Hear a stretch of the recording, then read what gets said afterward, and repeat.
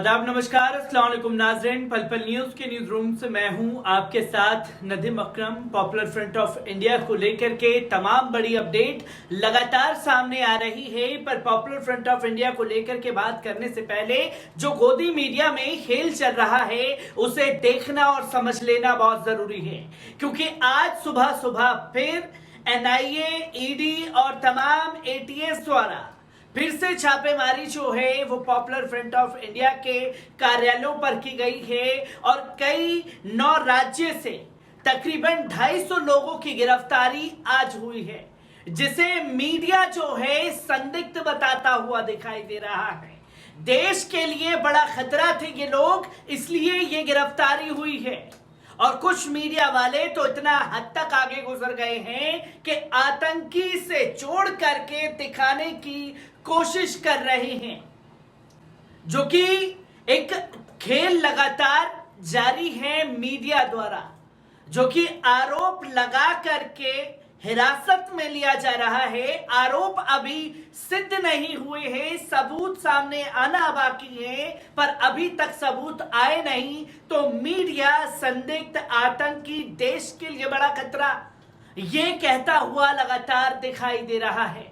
किस तरीके से ये कार्रवाई आज सुबह सुबह पॉपुलर फ्रंट ऑफ इंडिया के ऊपर की गई है, क्या क्या आरोप लगाए जा रहे हैं, एक बार इन आरोपों पर नजर डाल लेते हैं। राष्ट्रीय जांच एजेंसी एनआईए और ईडी ने मंगलवार को पॉपुलर फ्रंट ऑफ इंडिया के कई ठिकानों पर छापेमारी की है।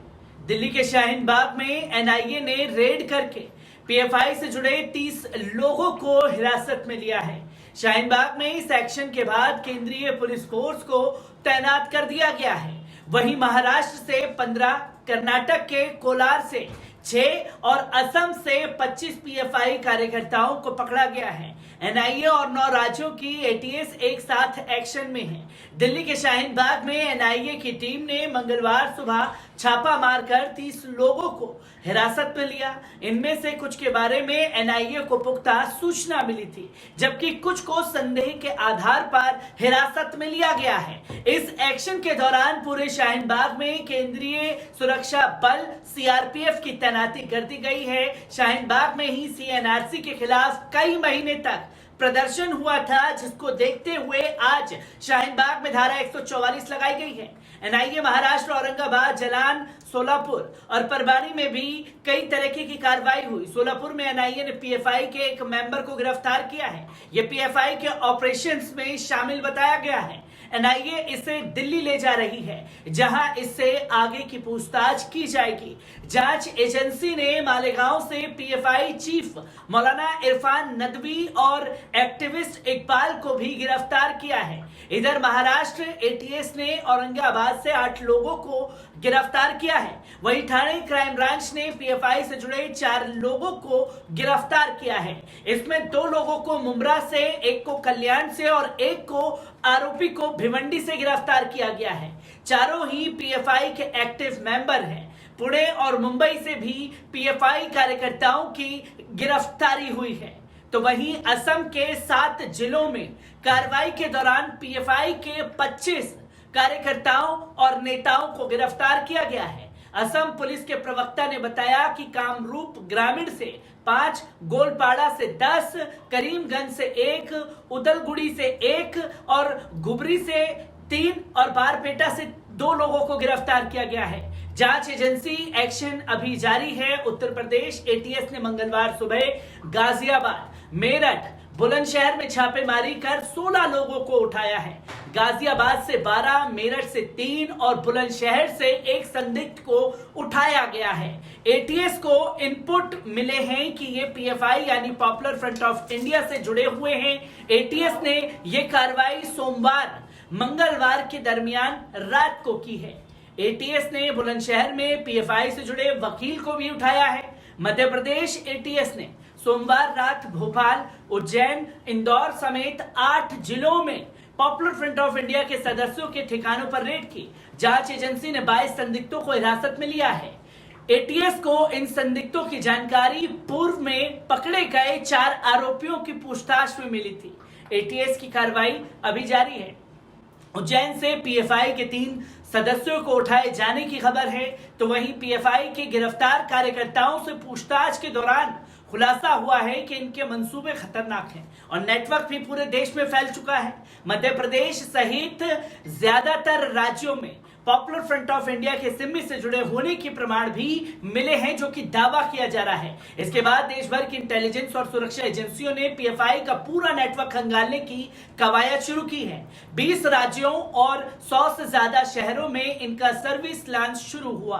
पता चला कि पीएफआई को खाड़ी देशों के अलावा देश के बड़े मुस्लिम कारोबारियों से चंदा मिल रहा है। 16 साल का पीएफआई यानी पॉपुलर फ्रंट ऑफ इंडिया विस्तार 23 राज्यों तक दावा सोशल वर्क का, लेकिन देश के अलग अलग हिस्सों की रिपोर्ट्स बताती है कि हत्या से लेकर दंगों तक में नाम आया।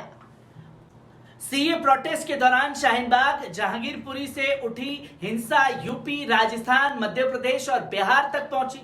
पकड़े गए लोगों के पास से मिले दस्तावेज बयां कर रहे थे कि वो हिंदुस्तान की सत्ता हासिल करना चाहते हैं। इसमें लिखा मिला कि 2047 में जब देश आजादी के 100 साल मना रहा होगा, तब तक भारत को इस्लामिक राष्ट्र बनाना है।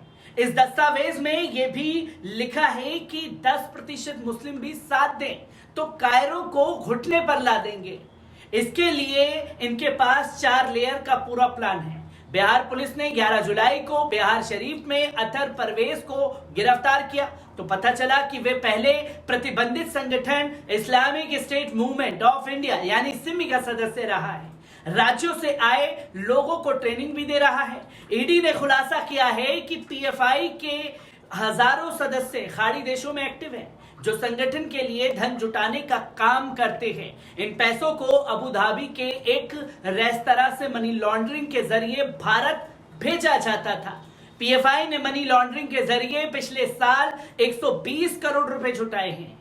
पीएफआई का दावा था कि ये पैसे देश भर में दान से जुटाए गए हैं, जबकि ईडी की जांच में पता चला है कि संगठन ने फर्जी दान रसीद बनाकर भारत में मनी लॉन्ड्रिंग से धन जुटाया है और अधिकारियों को गुमराह करने का काम किया है, जिसके बारे में अभी सिर्फ दावा किया गया है। सबूत जो हैं वो सामने पेश नहीं किए गए हैं। तमाम लोगों की गिरफ्तारियां जो हैं उठा करके ईडी और इसके साथ साथ एनआईए और तमाम राज्यों के एटीएस और जो राज्यों के ATS popular front of India के लोगों पर शिकंजा कस रहे हैं, उसमें उन राज्यों के नाम हैं असम, महाराष्ट्र और तो और आप देखेंगे कि उत्तर प्रदेश, कई ऐसे राज्य जहां पर यह बताने की कोशिश की गई कि ये एटीएस वालों ने कार्रवाई की है। अगर आप असम की बात करें तो सरकार किसकी, अगर आप बात करें महाराष्ट्र की तो महाराष्ट्र में सरकार किसकी, और अगर आप बात करें कि खासतौर पर उत्तर प्रदेश में सरकार किसकी। 9 राज्यों की छापेमारी में तमाम तस्वीरें लोगों के सामने हैं, पर अभी शक के बुनियाद पर उठाया गया है। जांच पड़ताल की जा रही है, सबूत सामने कोर्ट में पेश किए जाएंगे और जब जज फैसला सुनाएगा कि ये आरोपी हैं, तभी उन्हें आरोपी माना जाएगा। पर पहले से ही संदिग्ध, आतंकी, ये नेटवर्क, वो नेटवर्क जो गोदी मीडिया गंदा खेल खेल रहा है, वो असल में खतरनाक हो चुका है। मैं ऐसे ही खबरों से आपको रूबरू कराता रहूंगा। दीजिए इजाजत, शुक्रिया।